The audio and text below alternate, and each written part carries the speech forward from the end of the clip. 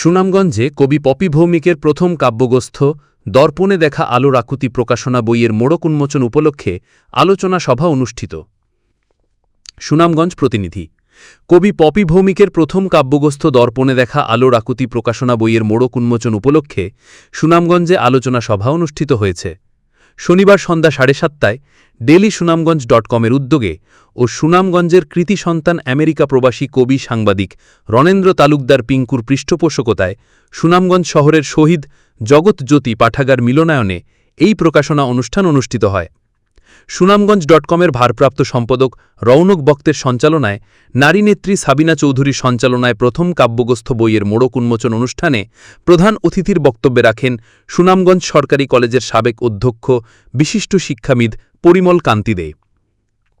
অনুষ্ঠানে বিশেষ অতিথির বক্তব্যে রাখেন মৌলভীবাজার কলেজের সাবেক অধ্যক্ষ সৈয়দ মুহিবুল ইসলাম, সুনামগঞ্জ জেলা পরিবার পরিকল্পনা কার্যালয়ের সহকারী পরিচালক সিসি ডাক্তার নুনি ভূষণ তালুকদার, পৌর ডিগ্রি কলেজের সাবেক অধ্যক্ষ শেরগুল আহমদ, লেখক ও কবি পপি ভৌমিক প্রমুখ।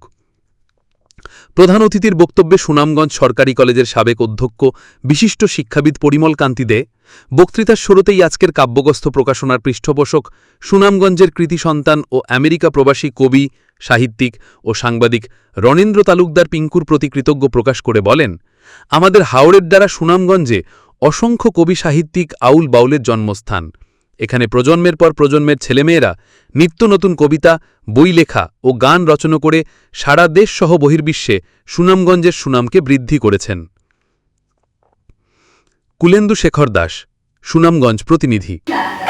যিনি অনুভব করেন, ভাবেন এবং সেই ভাবনাকে শব্দে রূপ দেন। আজ তার লেখা কবিতার আবৃত্তি করতে পারা আমার জন্য সত্যি গর্বের বিষয়। তার কবিতার প্রতিটি ছত্র যেন বলে দেয় জীবনের এবং কৃতজ্ঞতা জানাচ্ছি প্রকাশক এবং আজকের অনুষ্ঠানের আয়োজকদের, যারা প্রত্যক্ষ এবং পরোক্ষভাবে অক্লান্ত পরিশ্রম করে আজকের অনুষ্ঠানের আয়োজন করেছে।